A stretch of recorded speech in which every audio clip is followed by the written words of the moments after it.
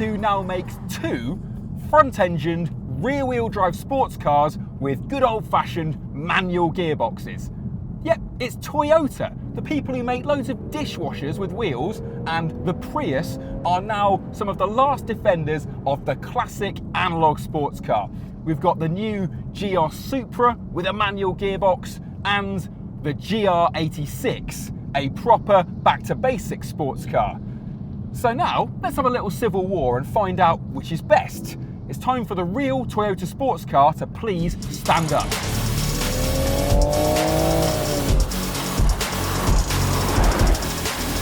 Okay, we're straight into the Supra here because we've not got a lot of time and thought we'd start with this car because it's a bit familiar to us, isn't it? And, well, I've been a bit disappointed by the Supra so far. I don't know about you, but I have been thoroughly unconvinced by this latest generation of the supposedly legendary name, and not because it's a BMW underneath. I don't really mind that. Frankly, it wouldn't exist without BMW's help, and, well, if Toyota had to design the interior, they wouldn't have done it as nicely as this. No, I just had a problem with how the car drove, frankly. It's supposed to be a sports car, but the Supra felt heavy and lazy and, well, just a bit soft and unengaging. Forgettable, really. That's a crime. So, what have they done? Well, first of all, they've put a manual gearbox. Gone is that 8-speed automatic. You can still get it, of course, but now we've got a 6-speed manual, which I'm sure makes the car worse in lots of ways. I mean, it's going to do fewer miles to the gallon, it's going to cruise less quietly, it's going to be more of a pain in traffic. But so what? At least you can now, well, you can be in control with your hand of what that 3-litre turbocharged straight six is up to. Some really nerdy stuff's gone on with the Supra. It's got lighter alloy wheels, even the hi-fi's been made lighter. So the revised model with the manual gearbox is 38.3 kilos lighter than it was when it was launched. Okay, it's still 1.5 tons, so you're not calling it a lightweight sports car, but it all helps go in the right direction. And when the GR86 arrives, breathing down this thing's neck with its purest approach to sports car motoring, the Supra needs all the help it can get. The suspension's been fiddled with, the electric power steering tweaked to make it keener to change direction, and even the driver aids have got a bit more of a sense of humour. I'm enjoying this shift as well. Maybe it's not quite as world-class as the gear shift you get in a Porsche Cayman or Honda Civic Type R. Oh, that's about as good as manuals get. But it's a nice one, and they've actually done some really nerdy stuff too. There's 3 different weights of gear lever that Toyota tried for this car. They started off with, I think it was 68 grams, then they went to 130, then they went for a 200 gram gear lever because that gave a higher quality shift. That is Gordon Murray levels of geekery when it comes to ensuring you have a nice feeling shift. And I'm here for that. So this is only a very quick first impression. Of course, we'll spend more time in this manual Supra in the months and years to come. But yeah, I've driven a few Supras, never been convinced, but I've enjoyed this one more than any Supra I've driven so far. The standard 3-litre car just didn't get on with. Tried the 2-litre, and yes, it takes some weight out the nose, but it's hardly night and day better. But some tweaks, some just choice changes, and crucially, letting me DIY my own gears with a stick shift as Supras go, this is an enjoyable one. The Supra's been improved then, but we'll have to wait until we're not on a baking hot Spanish racetrack to be completely sure. Now, what about its little brother? Much as I love my job, there are some cars that you find yourself really looking forward to, and this is definitely one of them. The successor to the Toyota GT86, the back-to-basics rear-wheel drive sports car. This is the new Toyota GR86.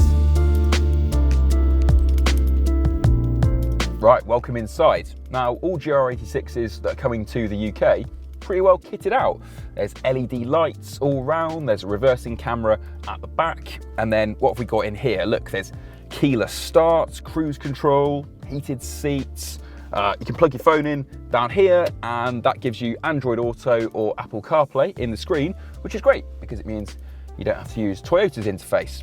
And the rest of it, well, got buttons and switches for my dual zone climate control. I like that. There's all sorts of readouts in the new digital display, which looks cooler than it did in the old GT86. Only thing that hasn't really taken a step on is, yeah, it's this, isn't it? It's the materials. Doesn't feel like an expensive car. Crucially, it isn't an expensive car. It's not supposed to be an Audi TT inside. That's why I don't mind that all these buttons down here look like they're made of Lego, because this costs under 30 grand. When it went on sale at 29,995 for the one kitted out spec in the UK, Toyota sold out all of its GR86s for Brits for 2 years in an hour and a half. Just proves that there is so much demand for back to basic sports cars out there. You've just got to price them where people can reach them. In the back, Toyota says there's room for 4 spare tyres if you flip the seats down, so that's handy if you go into a track day. But if you have the seats up, then there's really not any room for even children. Still, if you're trying to talk yourself into one, the GR86 is practical enough for a sports coupe. But what really matters is how it goes, stops and steers. Now that's the sound of a Boxer engine, a flat 4.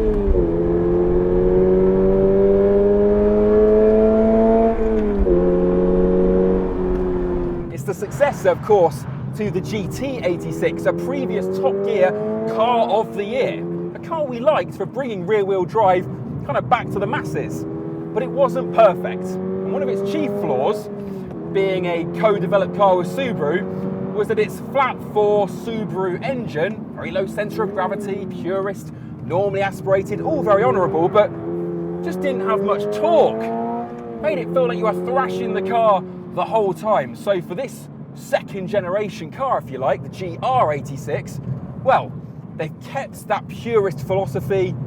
They've not put in the GR86's turbocharged engine, but they've bored this engine out, 2.4 litres now. So there you go, look, left it in third and it picked up. We're now up to about 184 pounds-feet of torque. It's not going to punt you up the road like some sort of turbo hybrid electric nutter, but it can now slightly get out of its own way. And look, if you put the power on in the middle of a corner, you can kick the tail out properly, even in the dry when your tyres are hot.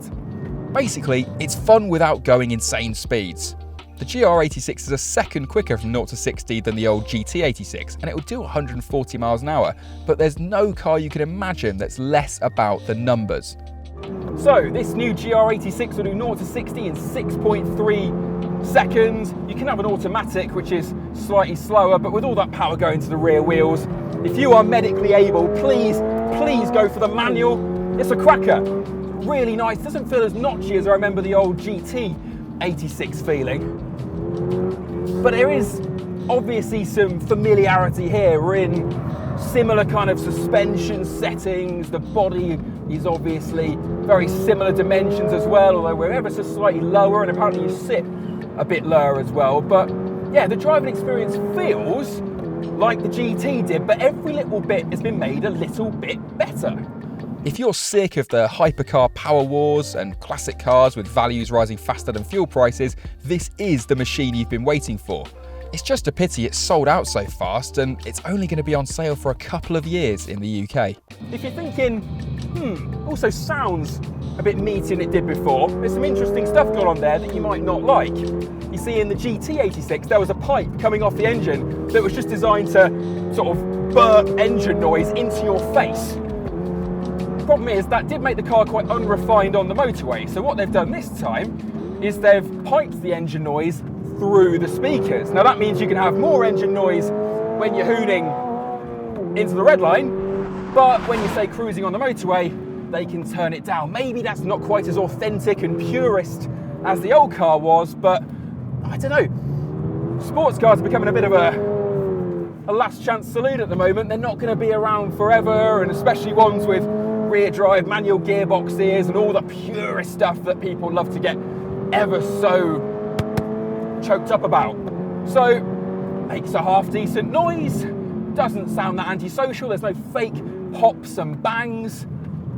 Yeah, I'm enjoying the noise. I'm enjoying all of it, to be honest with you. Since we're on the track, I've got the stability control in the track setting, so the car's nice and playful and it's super approachable.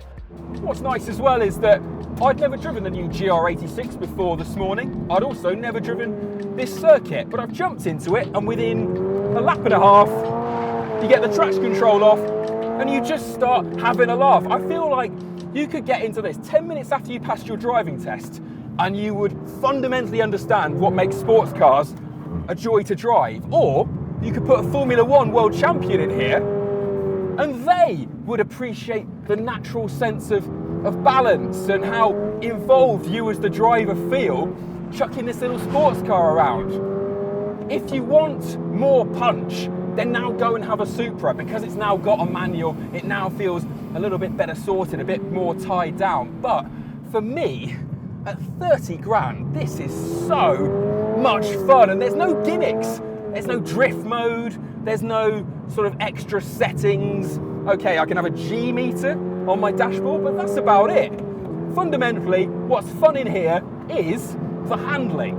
So, although I'm supposed to have gone to the pit lane now, I'm going to keep going until they tell me to come in. While it's still got some rubber left on its tyres, let's pop out onto the road, see if the GR86 can still cut it where it's going to spend most of its life. What's great is when you get yourself on a great twisty road like we're on now, okay, you're not kicking the tail out or trying to smoke the tyres at all, but there's still just lots to enjoy. This is a fun car to pour through a corner. It doesn't take up much space on the road, so you've got lots of lane to play with. The visibility is fantastic. This gearbox, I just find myself changing gear for the hell of it. It's not the finest shift I've ever experienced, but I'll take it. It's a good manual box in a really great chassis. What sets really good drivers' cars apart for me is when it feels like all of their disparate elements have been set up by people who absolutely agreed on how they should feel. So the steering weight, the pedal weights, the sensation of the shift, and just the speed at which the car gives you feedback. It all matches in here. It's just really cohesive, and that makes it enjoyable, and it gives you confidence. On the road is where you really notice that extra mid-range torque. Okay, it's only 184 pounds-feet. This is by no means some sort of, tugboat that could pull oak trees over.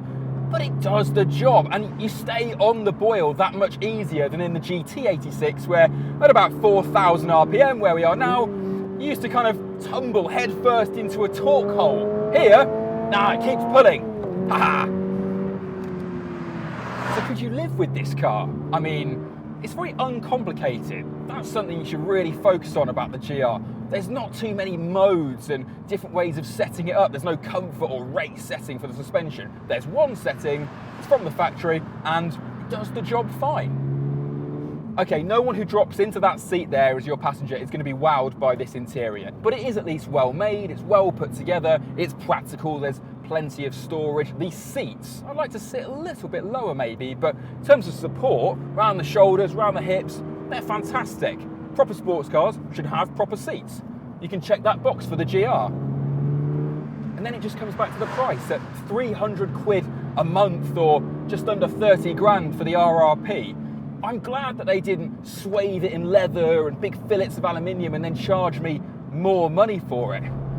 Just wish I'd got a deposit down in time, really. The fact that this thing is sold out proves that Toyota was onto a winner with how it priced and pitched this car. And if you are getting one, I think you're really, really going to like it.